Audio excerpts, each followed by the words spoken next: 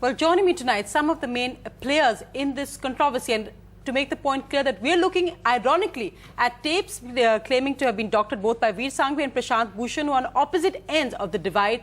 On this, we look at truth and lies on tape. What should the authentication be done before these are made public? Because, of course, it's not only about a legal issue, it's also about the internet. It's also about these tapes just going public and being accepted as truth with no attempt at verification or not. What should the process be in a larger sense, not just in one scandal to another? Joining me, Vir Sanghvi, also BHUSHAN, who of course has filed the PIL to make all the Radia tapes public, and also of course has faced a CD controversy of his own, that story broken by the Indian Express, and then he went to the Delhi police to complain against that. And also joining me, a Supreme Court advocate, Gopal Jain, who's had experience on this whole issue of phone tapping and what the ramifications are. Vir Sanghvi, why did you decide to get these tapes tested? In a way, there's no legal case against you. The damage to your reputation has already been done. What did you hope to achieve by getting these reports, and which many will question anyway?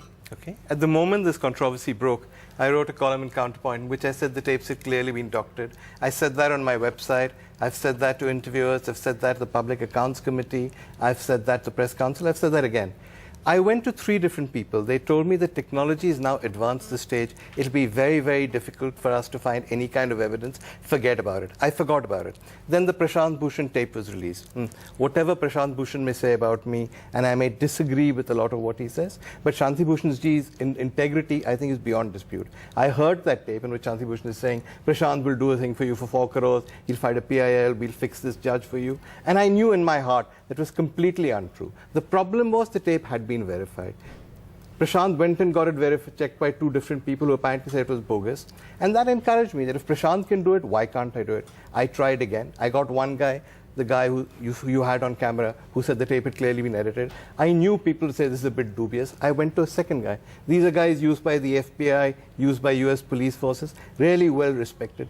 Both said the tapes had been edited. There was one more tape, the one you referred to, and the one when I'm allegedly offering to write an article. That really sounded wrong to me. I sent it to a 3rd place. I sent it this time to England in case anybody thought I had these 2 labs in my pocket.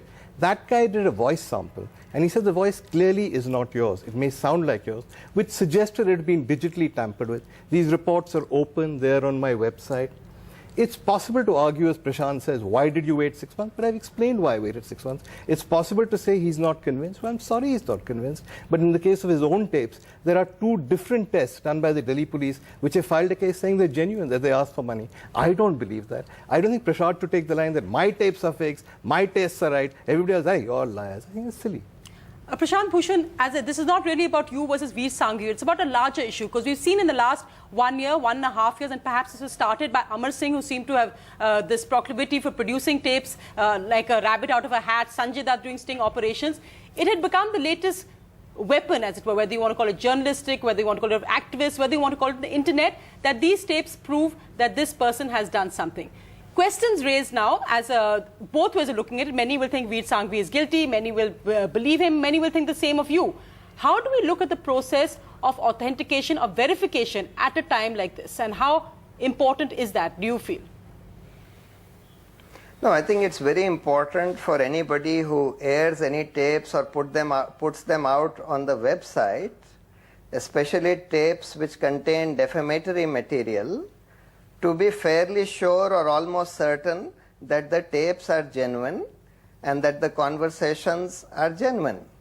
Now, in this case, in the case of the Vir Sanghvi tapes, these tapes were made by the Income Tax Department. These were conversations tapped by the Income Tax Department.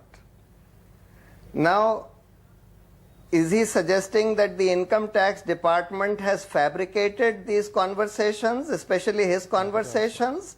These are long conversations, done 2 conversations of the same day, 1 conversation of the next day. They are all in context. Right. There are some other conversations of some months previous, detailed long conversations containing long talks by him, all in context.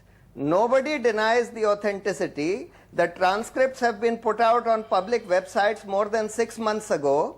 The Income Tax Department does not come and say that these transcripts are not correct or these transcripts don't match with what they have. Right. Niira Radia does not deny them. So you're saying no one Mr. else? Ratan Tata does not deny them. Mr. Vir Sanghvi himself apologized and resigned. Vir Sanghvi, yes. And now for him to say that some labs have said that no, this is not his voice, etc., sounds to me to be totally ludicrous. NDTV's cricket app, Android and iPhone, fastest scorecard, special analysis, and much more. Download free.